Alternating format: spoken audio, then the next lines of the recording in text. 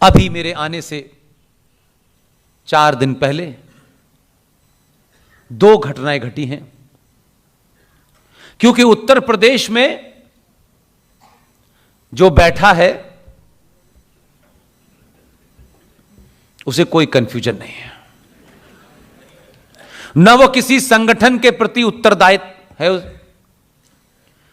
जो आदमी घर छोड़ के योगी बना हो, जिसकी बहन उत्तराखंड में चाय की दुकान चलाती हो, जिसकी मां आज भी 1-1 किलोमीटर जाके लकड़ी लाके खाना बनाती हो, उसके पास खोने के लिए क्या है? और जिसके पास खोने का डर नहीं होता वो दुनिया में किसी से नहीं डरता।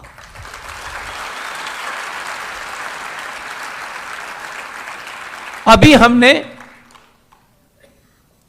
काशी के अंदर बाबा विश्वनाथ के सामने हमारी आस्थाओं और परंपराओं के तहत जहां जहां नंदी होता है उसके सामने शंकर जी का मंदिर होता है।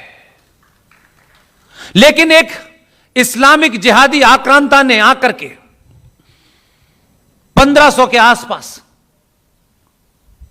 नंदी के आगे से बाबा विश्वनाथ को खंडित करके वहां कचरा नुमा एक मस्जिद बना दी। और हम और आप रोज बनारस जाते हैं, बाबा विश्वनाथ की पूजा करते हैं और बाबा विश्वनाथ से यह मांगते हैं कि हमारी यह मुराद पूरी हो जाए। क्योंकि जो लोग उन्हें पत्थर समझते हैं, मैं उनकी बात नहीं कर रहा। हमारे यहां मंदिरों के अंदर भी जब तक भगवान की प्राण प्रतिष्ठा न हो जाए तब तक पूजा नहीं होती है। हम उसकी प्राण प्रतिष्ठा इसलिए करते हैं कि उस पत्थर के भगवान में हम जान डालते हैं, मानते हैं कि यह जीवित है, तब पूजा शुरू होती है। बरसा बरस से हम जा रहे हैं, हम वही थे। ऐसा नहीं है कि हम 2014 के बाद पैदा हुए हैं। कभी आपने उस नंदी की तरफ देखा? मैं आपसे दावे के साथ कहता हूं, आप सब जानते हैं मेरा जन्म कहां हुआ है।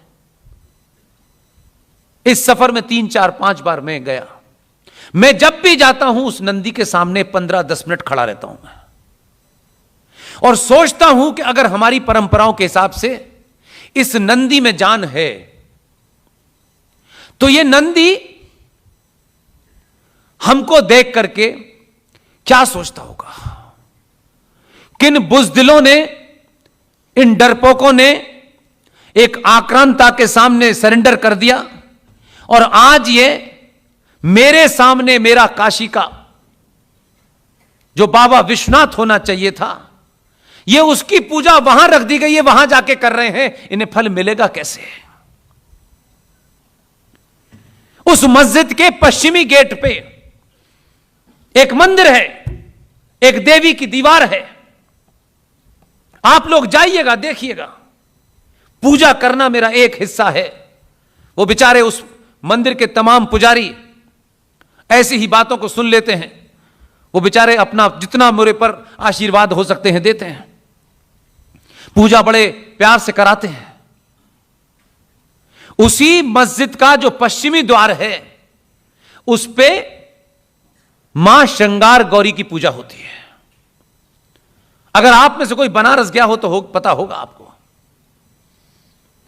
और मां श्रृंगार गौरी की पूजा साल में एक ही बार परमिशन थी,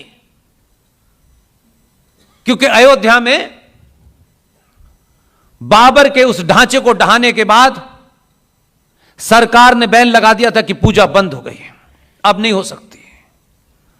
बहुत दबाव के बाद सरकार ने साल में एक दिन उसके दरवाजे खोलने की, उसमें भी पुलिस लगती थी। हमने सरकार को, हमारी टीम में विष्णु शंकर जैन और पार्थ यादव, 22-23 साल का बच्चा है।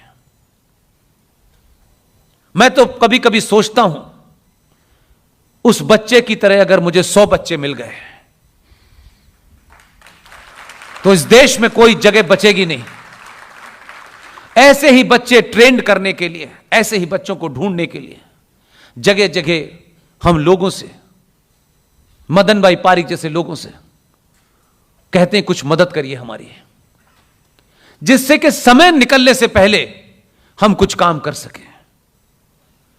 विष्णु शंकर जैन की पिटीशन दी कि श्रृंगार गौरी का मंदिर में मैं पूजा करना चाहता हूं, मुझे स्टेट क्यों रोकती है, इसका जवाब दिया जाए। हाई कोर्ट ने उत्तर प्रदेश की सरकार को नोटिस जारी कर दिया। उत्तर प्रदेश की हाई कोर्ट को अंदाजा नहीं था कि नोटिस किसे दे रहे हैं। उन्हें नहीं पता था कि यहां भगवान कृष्ण के वंशज जो पहले थे वो अब यहां नहीं है, ये असली वाले हैं, वो नकली वाले थे। नोटिस दिया सरकार को, सरकार ने कमाल का काम किया, कहा अच्छा हम ही में नोटिस दिया। नोटिस को उन्होंने यूं किया, जेब में रख लिया और शाम को डीजीपी पुलिस को आदेश दिया कि कल से श्रृंगार गौरी 24 घंटे साल के 365 दिन खुलेगी। इतना लंबा होता कि सरकार को नोटिस देंगे, सरकार फिर जवाब देगी। उसने कहा जवाब देने से अच्छा है कि जो काम वो चाहते हैं वो कर दो। अब वो श्रृंगार गौरी जहां साल में एक बार दर्शन जाने की इजाजत थी, अब वो 24 घंटे खुलेगी, 365 दिन खुलेगी और वहां 24 घंटे में लाउड स्पीकर की 5 बार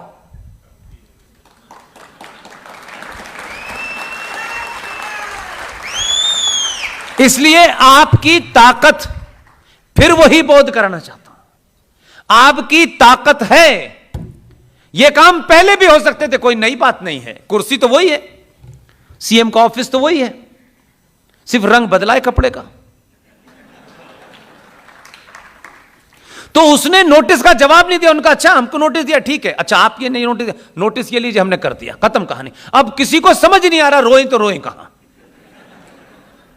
फिर अभी दूसरा जो हमारी टीम ने बनारस में अर्जी लगा रखी है, हमने माना कि सरकार ने कानून बना दिया है 1991 के तहत, लेकिन हमने भी सोचा है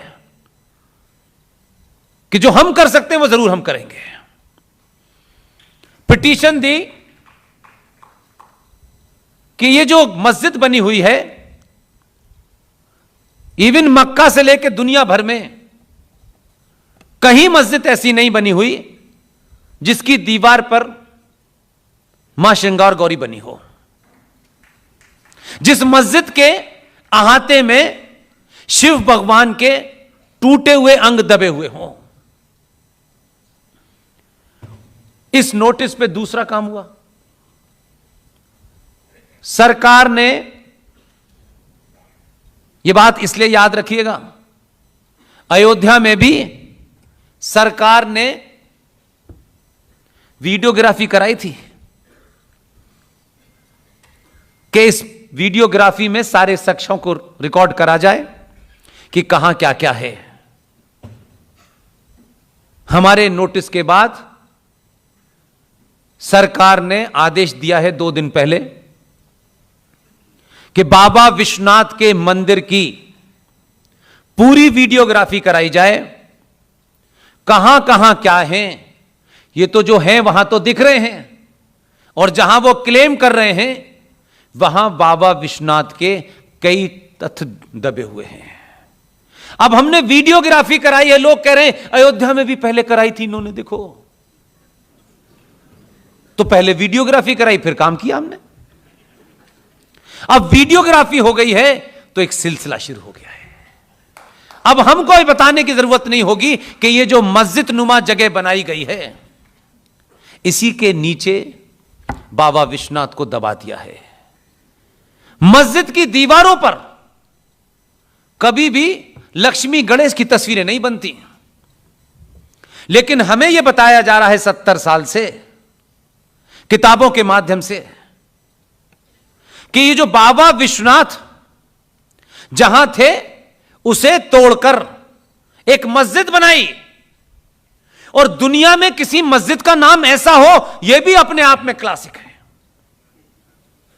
उस मस्जिद का नाम पता है क्या है? ज्ञान व्यापी मस्जिद। अरे ज्ञान का मस्जिद से क्या संबंध है यार?